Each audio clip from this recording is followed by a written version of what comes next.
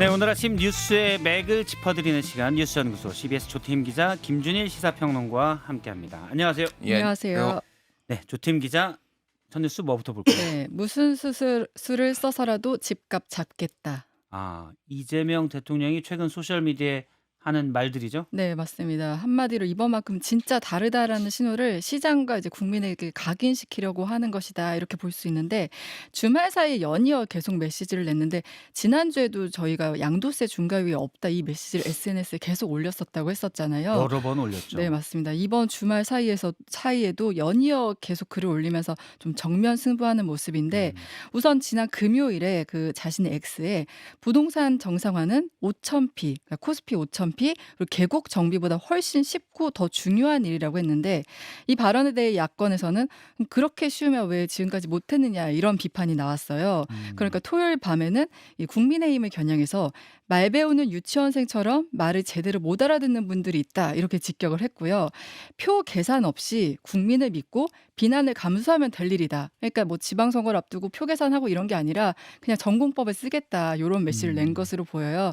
의지만 있으면 충분히 해낼 수 있다 이런 걸 강조한 것으로 보이는데 그리고 어제 또 이제 다주택자 규제로 부작용이 있을 수 있다는 기사를 직접 링크하면서 부동산 투기로 나라가 망하는 것을 보고도 왜 언론이 이제 투기 편을 드느냐 이런 거를 지적을 했습니다. 예. 그러면서 이제 다주택자 세금 부담을 날벼락이라고 표현한 것에 대해서도 날벼락 운운하며 정부를 이기려 하지 말라 이렇게 말을 했고요. 그리고 양도세 중과 유예 종료까지 아직 100일 남았다.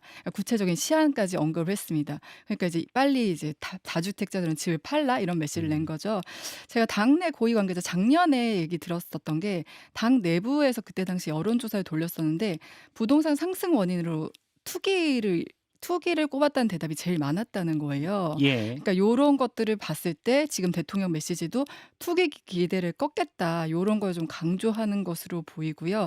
근데 또 당 좀 우려도 있어요. 실제로 가격이 안 잡히면 어떡할 것이냐 이런 우려도 좀 한편에서 나오고 있는 상황입니다. 예.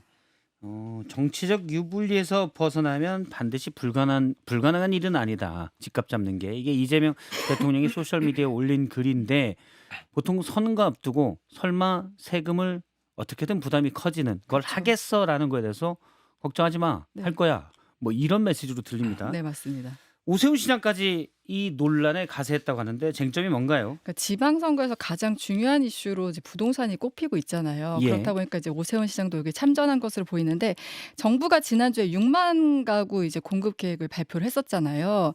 여기 이제 태릉 골프장이 포함돼 있는데 여기에 대해서 이 오세훈 시장이 이중잣대라고 지적을 한 겁니다.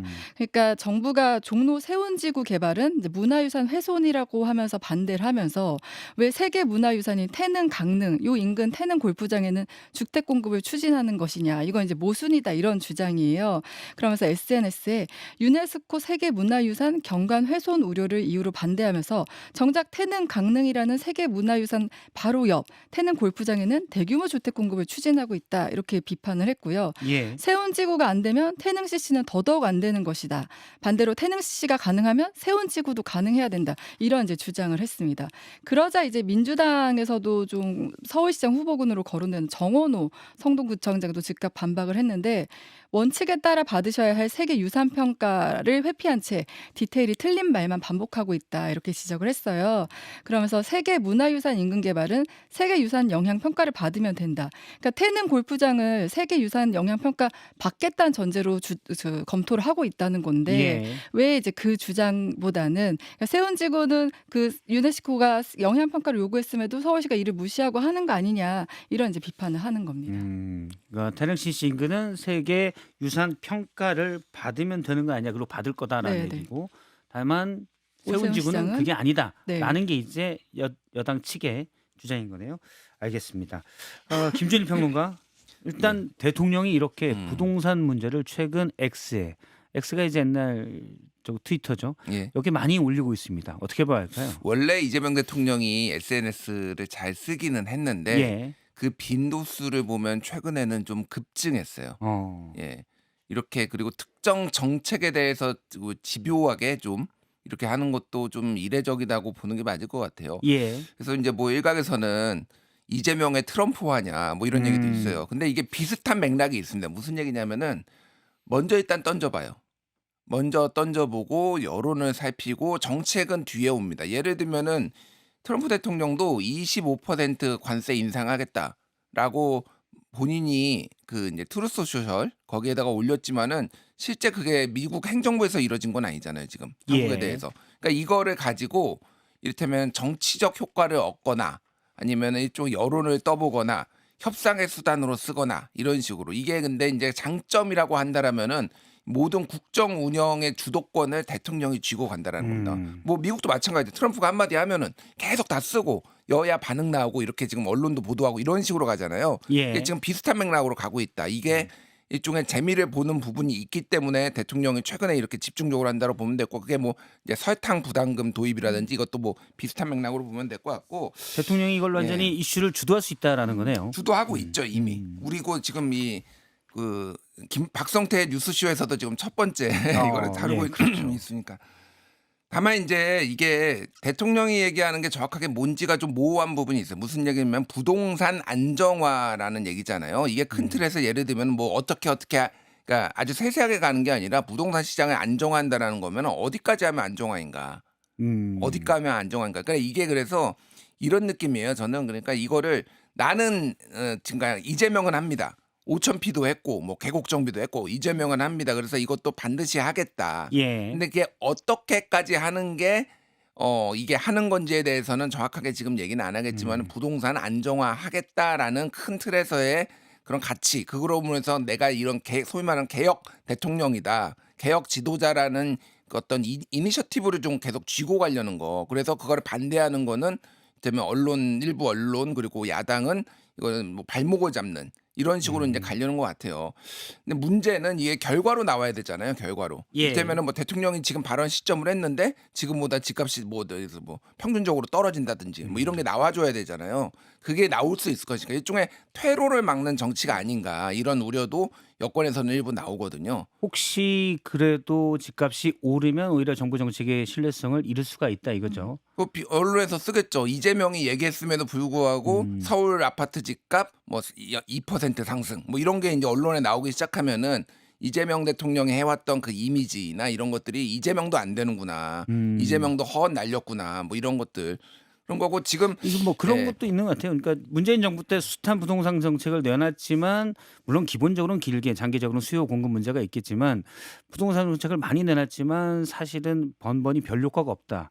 그러면 그다음부터는 정부가 뭔 정책을 내놔도 뭐 별 효과 없을 거야라는 게 되는데 사실 그런 부분 때문에 이재명 대통령이 아주 강하게 반복적으로도 내는 것 아닌가. 그렇죠. 그래서 말씀드렸듯이 본격적으로 정책을 내기 전에 이미 바람을 잡는다, 분위기를 잡는다라는 성격이 강하고 지금 이재명 정부에서 보는 거는 문재인 정부 때 너무 정책을 자주 내놨다라는 거예요. 그래서 예. 실패했으니까 정책은 좀 아끼되 대통령이 구두 개입은 세게 하고 이런 식으로 조금 가닥을 잡았다. 보면 될 것 같은데 지금 다주택자 얘기하잖아요. 예. 근데 그냥 상식적으로 지금 다주택자가 집을 팔 수가 없어요. 왜 그러냐면은요. 토지거래 허가구역이면은 사는 사람 매수자가 전세 끼고 못 사잖아요. 예. 근데 지금 다주택자는 다 전세를 줬거든요. 그럼 세입자들은 지금 어떻게 내보냅니까? 그 세입자가 사든지 자기가 사든지 아니면 예. 이 2달 안에 만기가 된 사람들이 우연찮게 있을 거 아니에요. 그 사람들이 나가면은 사든지. 근데 이게 팔 수 있는 수단이 없는 거예요, 사실상 지금은. 토지 거래 근데, 허가제 때문에 거래 자체가 지금 위축돼 있는 상황이다. 아니 그러니까 위축된 게 문제가 아니라 전세 끼고 못 사게 돼. 못 사게 실거주자만 되죠. 그렇죠. 하게 돼 있잖아요. 근데 내보낼 수가 없어요. 세입자는 자기의 그게 있기 때문에 거주할 수 있는 권한이 있기 때문에. 그래서 이게 정책이 지금 무슨 엇박자 아니냐 그런 얘기가 나올 수밖에 없는 거죠. 그리고 이제 지금 이제 메시지를 계속 던지는 이 시기를 두고는 막상 오히려 지방선거를 앞두고 있는 시점보다 지금이 오히려 이런 메시지를 내기에 적기라 이런 평가도 있더라고요. 오히려 그게 임박하면 더 그게 부담이 될 수 부담이 있잖아요. 되니까. 그리고 그 이재명 대통령이 SNS에 이제 글을 올리는 걸 보면은 페이스북과 X의 좀 차이점이 있는데 아 그래요? 페이스북은 뭔가 공식적인 발표, 그런 청와대 발표나 아니면 해외, 그러니까 뭐 각 나라들의 이제 다른 언어로 표현하거나 하는 방식으로 좀 공식화된 문서를 올리는 경우가 많은데 예. X 같은 경우는 이렇게 논제를 좀 던지는 식으로 하는 것들이 많은 거예요. 근데 이한주 앞서서 전 국정기획위원장도 그 이재명 대통령이 이렇게 SNS에 논제를 던지는 거가 일종의 이제 사회적 의제를 설정하는 차원이기도 하다 이런 설명도 했거든요. 그런 전략의 하나라고도 볼 수 있을 것 같습니다. 설탕 부담금도 이걸 뭐 하자 말자가 아니라 자 일단 이슈를 던졌으니 논의해보자 네. 이렇게라고 이제 대통령은 얘기를 했습니다. 약간 이런 쟁점 같은 걸 음. X에 던지고 논의를 한다. 알겠습니다. 이것도 이제 계속 대통령이 반복적으로 메시지를 내고 있기 때문에 추가로 뭐가 또 나올 것 같아요. 자, 두 번째 주제 볼까요? 민주 조국 혁신 합당 커지는 파열음. 예, 지난 토요일에 이해찬 전 민주평통 수석 부의장 연결식이 있었는데 장례 기간 동안은 네. 좀 당내에 소란을 일으키지 말자 했는데 바로 연결식 끝난 뒤에 좀 얘기가 나오고 있습니다. 네, 맞습니다. 어제 한준호 의원이 포문을 열었는데 기자회견을 가졌어요. 그래서 정청래 대표를 향해서 조국 혁신당과의 합당 제안은 여기서 멈춰달라 이렇게 공개적으로 촉구를 했고요. 충분한 숙의 없는 통합은 또 다른 분열의 시작이 될 수 있다 이렇게 지적을 하면서 세 가지 물음에 답하라고 했습니다. 그러니까 합당이 지방선거 승리에 도움이 된다는 객관적 근거가 뭔지, 그다음에 후보자 연대나 뭐 정책 연대 같은 다른 선택지는 왜 배제했는지, 그리고 왜 지금이어야 하는지 여기에 대해서 당 지도부가 설명해야 한다 이렇게 압박을 했어요. 그리고 이제 조국 혁신당이 추구하는 이념, 당 정체성에 대한 우려도 이제 당내에서 나오고 있는데 최현일 의원이 SNS에 합당은 DNA 보존이 아니라 승리를 위한 통합이 돼야 된다 하면서 그 조국 혁신당이 추진하는 토지 공개념, 뭐 차별금지법 이걸 언급하면서 이 의제들이 합당의 전제 조건인지 아니면 통합 후 사회적 합의를 거쳐 논의할 열린 과제인지 분명히 밝혀달라 이런 목소리를 냈습니다. 지금 정청래 대표 측은 이건 합당을 결정한 게 아니라 이제 앞으로 계속 좀 논의를 해보자 이렇게 공론화를 제안한 것이다 이런 입장이에요. 이성윤 그 민주당 최고위원은 전당원의 참여와 논의를 통해 민주적으로 논의하자는 취지다 이렇게 강조를 한 상황입니다. 예, 지금 민주당 상황이고 조국 혁신당 내 분위기는 어떻습니까? 그러니까 조국 혁신당 앞서 전당원 투표를 결정한다. 그리고 조국 대표 정권을 위임한다 이렇게 결정을 했었잖아요. 예, 근데 이제 지난주 중에 황운하 의원이 한 라디오에 나가서 이제 조국 공동대표를 주장한 그런 게 있고 그 이후에 이제 민주당 의원과 국무위원 간의 그 주고받은 텔레그램 메시지가 사진에 찍혔었잖아요. 본회의에 뭐 미락설 관련 기사를 링크하면서 네. 타격 소재 뭐 이런 얘기까지 네, 나왔습니다. 맞습니다. 이제 그런 것들이 이제 보도가 되면서 좀 논란이 일고 있는 상황인데, 그리고 또 일부 이제 강성 그 친명계 유튜버들이 조국 혁신당의 부채가 400억 원이다. 합당할 경우에는 민주당이 이 부채를 떠안아야 된다. 이런 주장도 올라오면서 이 합당 논의가 좀 지금 순탄치 않은 상황으로 흘러가는 모습이에요. 그거는 사실관계가 어떻게 됩니까? 조국 합당하면 조국 혁신당의 부채를 떠안아야 된다라는 얘기들이 음. 뭐 일부에서 나오고 있는데 사실은 어때요? 그러니까 조국 혁신당에서 입장은 조국 혁신당 부채는 영원이다 이렇게 반박을 하고 있는 상황입니다. 조국 대표가 직접 SNS에 밝혔는데 이거 온라인상의 허위 사실이 대대로 유포되고 있다 이렇게 지적을 하면서 우당, 그러니까 조국 혁신당에 대한 좀 최소한의 격을 갖춰달라 이런 얘기를 하기도 했고요.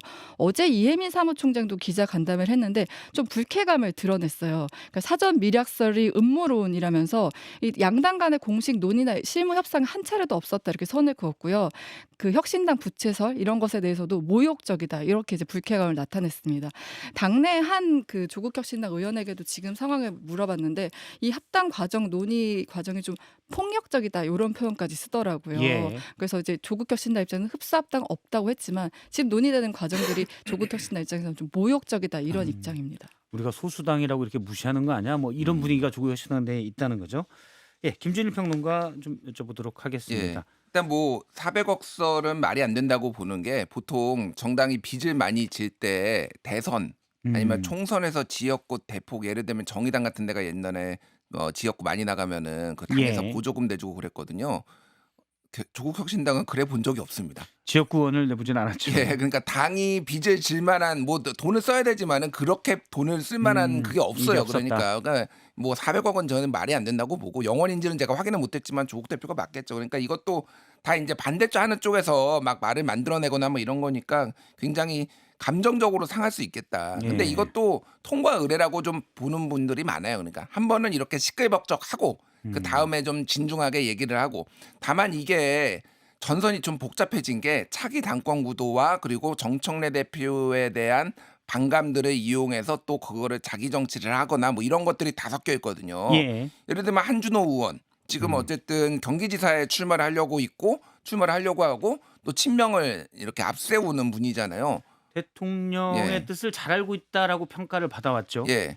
그런데 또 친명으로 불리는 김영진 의원은 또 나는 합당 찬성 뭐 이러고 있으니까 어. 이게 각자 조금 본인이 보고 싶어하는 것들을 보면서 좀 얘기를 좀 세게 하는 거 아닌가. 뭐 이현주 최고도 친명 쪽으로 분류가 되지만은 아예 토지 공개념은 이거는 잘못된 거다 뭐 이렇게 해가지고 막 조국 대표랑 반박하고 막 뭐 이런 것도 있어요. 그래서 지금 상황은 약간의 자기 정치들 그리고 정청래 대표를 둘러싼 이런 비호감들 이런 것들을 좀 이용하는 것 같고 특히 이제 김민석 총리와 정청래 대표가 이해찬 상가에서 이제 상주 경쟁 뭐 이런 것들이 예. 있었다라는 얘기가 있잖아요. 이해찬 아니 그 김민석 총리가 그 유튜브에 나와가지고 이 합당에 대해서 원론적이지만 조금 우회적으로 비판적인 얘기를 했거든요. 급속하게 좀 당원 의지를 무시하고 가는 게 좀 우려된다라는 취지의 얘기를 했었어요. 그거는 이제 김민석 총리가 원론적으로는 합당의 통합에 찬성이지만 정청래 대표가 전격적으로 이걸 제안한 방식에 방식에 대해서 이거는 얘기한 좀 거죠. 문제가 있다 이런 건가요? 그러면서 당 대표에 대한 로망도 있다 같이 얘기를 했어요. 예. 그러니까 이거를 다 해석을 하면은 다 지금 전선이 좀 복잡해지고 있다 어. 지금. 예. 제일 저는 궁금한 게 친명들의 분위기예요. 말씀하신 대로 원조 친명이라고 일컬어지는 김영진 의원은 대통령도 아마 이거 같이 동의한 부분인 거다라고 얘기를 했고 그런데 또 한준호 의원은 대통령의 뜻을 잘 알고 있다라고 평가받는 한준호 의원은 기자회견에서 합당을 멈춰달라라고 예. 했어요. 뭐 이현주 의원 같은 경우는 이거 강하게 반대를 노선 투쟁에다 강하게 반대를 했고 좀 헷갈립니다. 답답한데 대통령이 직접 밝혀주시던지 다 나와서 토론으로 한번 누가 내가 어떤 소스로 이거를 주장하는지를 말씀하시던지 저도 좀 헷갈리네요. 지금 계속 그 의견이 엇갈리니까. 근데 대통령한테 직접 밝히라고 하기에는 당무 개입 논란으로 또 비춰질 수가 있어서 근데 원론적으로 통합엔 찬성이다라는 얘기를 이제 청와대 관계자들이 얘기는 했던 바가 있습니다. 예. 그리고 오늘이 좀 중요할 것 같아요. 앞서 이제 이해찬 전 총리 조문 정국이라서 최고위원회를 안 했었어요. 예. 당무를 최소화한다고 해서 오늘 근데 그 최고위원회가 열리기 때문에 여기서 어떤 발언들이 나올지랑 그다음에 1인 1표제 관련해 이제 그 오늘 내일 중앙위 투표가 있습니다. 그래서 당내 이제 어떻게 보면 전청래 대표를 비판하는 한 의원은 이번에 오늘 내일 나오는 그 득표율을 봐야 된다.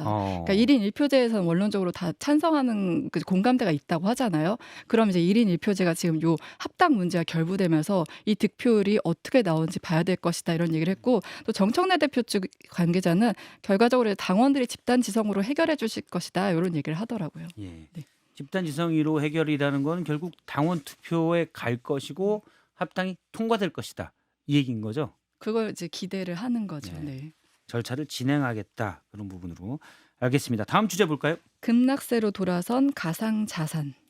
비트코인, 뭐 이더리움 이런 것들이 가격이 크게 떨어졌다고요? 네, 지난 31일 한때 이제 비트코인이 9% 넘게 급락을 해서 7만 5천 달러대까지 떨어졌는데 이게 지난해 4월 이후에 9개월 만에 최저 수준이라고 해요. 이더리움도 2,400달러 선까지 밀려서 뭐 두 자릿수 하락률 보였다고 하고요. 이제 그 배경으로 가장 많이 거론되는 원인으로는 이제 중동 변수랑 케빈 워시 연준 의장 지명이 이제 지목되고 있어요. 예. 이제 우선 중동 변수는 이란 반다르 아바스 항구 폭발 사고로 이제 미국과 이란 간의 이제 긴장 국면이 커졌다 이것이고요. 네, 케빈 워시 연준 의장 지명은 이제 케빈 워시가 이제 매파 인사로 분류된다고 해요. 그래서 이제 시장에서 이제 금리 인하 기대를 꺾었다 이런 얘기들이 나오는데 원래 이제 매파라는 거는 금리를 안 내리는 네, 맞습니다. 네. 인플레이션 억제가 가장 중요하다고 믿는 그런 부류라는 거죠? 네, 맞습니다. 그동안 이제 트럼프 대통령 발언들을 보면은 일종의 좀 금리 인하 예스맨 이런 사람들을 이제 지명할 거라고 봤는데 그래서 지난주만 해도 달러화가 오히려 약세를 보였고 금이 좀 가파르게 상승하는 모양새였는데 이제 매파로 분류되는 케빈 워시를 지명하면서 이제 달러화 약세 흐름이 좀 주춤했다 이런 예상이 나오면서 비트코인 가격이 하락했고 또 금과 은도 좀 크게 하락을 했습니다. 이제 그런 상황들 볼 수 있을 것 같습니다. 예, 이 부분도 좀 짚어보도록 하겠습니다. 비트코인이 무너졌다. 한때 뭐 10만 달러 넘는다 그러는데 8만 달러로 갔습니다. 이거 어떻게 해석을 해야 될까요? 지금 케빈 워시 그전 연준 이사가 연준 의장으로 지금 낙점이 됐잖아요. 이 사람의 성향을 놓고 사실은 이제 가장 논란이 된 거예요. 하나는 그러니까 진짜 좀 이상한데 평가가 한쪽에서는 비두기파다, 네. 한쪽에서는 비두기파다. 매파다 이런 얘기가 동시에 나와요. 그러니까 금리 인상을 좋아하는지 네. 또는 금리 인하를 좋아하는지 이게 헷갈린다 이거죠. 근데 이 캐비너시의 그동안 이제 저도 언론에서 좀 찾아보니까 음. 연준의 어떤 역할 자체를 축소해야 된다라는 거예요. 연준이 과도하게 오히려 시장에 개입해 가지고 시장을 혼란을 시켰으니까 본인이 소속된 기관인데 연준의 역할을 축소해야 된다. 예. 그래서 원래는 추가 인하에 대해서는 부정적이었는데 최근에 트럼프 대통령이 주장하는 추가 인하에 대해서는 또 긍정적으로 좀 얘기를 했다라는 거예요. 그러니까 이게 시장이 혼란스러우니까 이게 가장 혼란스러울 때 이렇게 이런 것들이 폭락하는 경우가 있거든요. 방향성을 예측하지 못하니까 지금 그런 거고. 불확실성. 비트코인 같은 경우에는 지금 한 7만 7천 달러 정도 지금 하는데 이거 5만 8천까지 떨어질 수 있다라는 뭐 전문가들의 의견까지 나와요. 이거는 역사적으로 예. 제주종 구간에 다시 들어갔다. 음. 그래서 뭐 피터 브랜더 저는 모르는 분이지만 이건 유명한 분이라는데 이런 사람이 5만 8천까지 6만 선까지 떨어질 가능성이 있다라고 해서 크게 보면은 자산 제주종 구간에 지금 들어갔다라는 우려가 나오고 금은은 너무 올랐습니다. 그래서 예. 그것도 지금은 제주종 기간이다. 그래서 당분간은 약간 혼란스러울 것 같아요. 금융시장이. 투자는 정말 한 치 앞도 모르는 것 같아요. 막 금가 모른다 했는데 또 급락을 했어요. 알겠습니다. 다음 주제로 행정통합 잠깐 얘기를 들어볼까요?